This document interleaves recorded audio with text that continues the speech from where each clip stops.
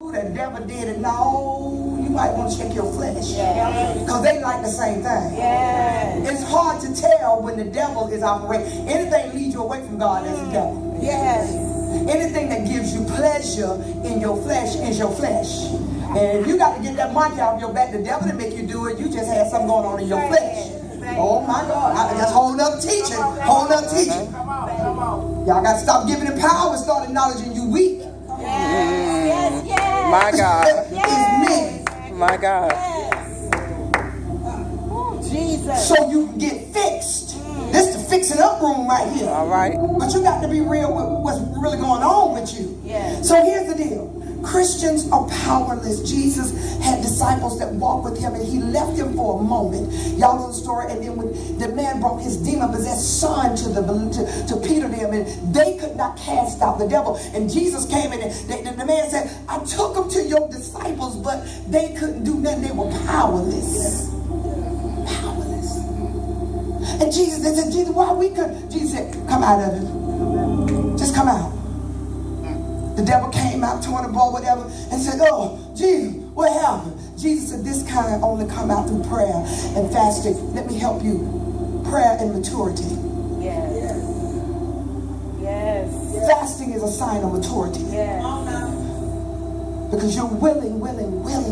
See, when immature people don't know, little babies can't fast, newborns can't fast. It will hurt them more than they have. But as you grow in God, when you are willing to deny yourself pleasure, when you're willing to deny yourself certain gratifications, and you're willing to pull on God, it's a sign of maturity. I always say, I don't need to follow you home to know what you're doing. All I got to do is know who you're hanging out with, and I can tell what you're full of. Because when you're full of the Spirit of God, the Spirit of God is clean. The Spirit of God is kind. The Spirit of God is in order. And it's something about when you're really Spirit-filled that your environment and your connections, associations will tell you where you at. Because if you in the middle of messy folk, then guess what? You still got some growing to do. That means that you ain't as saved and as filled with the Spirit as you thought. But when you get clean in here, it's clean out here.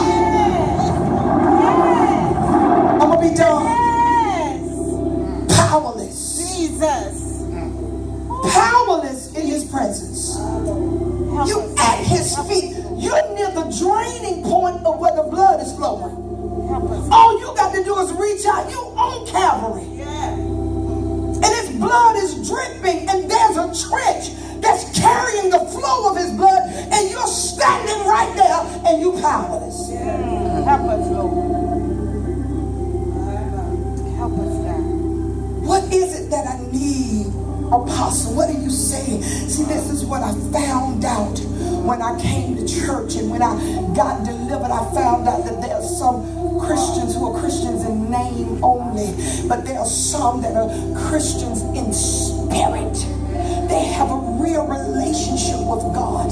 See, the one thing nobody can ever take from me is my encounter. You can make me doubt some other things, but you'll never make me doubt the encounter. I know he touched me. I know the devil came at me. I know I was delivered. I know he spoke to me. That is something the devil would never convince me that God didn't do. I know God is real. I know he's real. But what I found out, the key to being a successful Christian, people want you to have stuff and look like you got it going on for them to say, surely they really serving God. But let me tell you something. While somebody was sitting in church, sanctified and powerless, God went to the crack house and tapped me. Look down. He bypassed their tithes, and he bypassed their praise, and he bypassed their coming to church and their serving the church, and reached out in a crack house and pulled this old chick up out of there.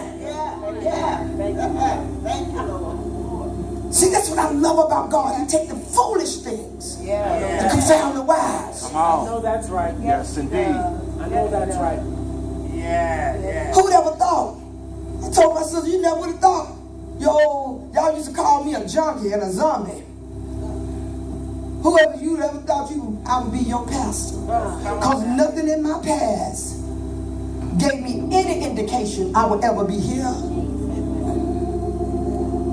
But here's the key to being a successful Christian. This is what God wants me to bring this to. And I'm going to close out.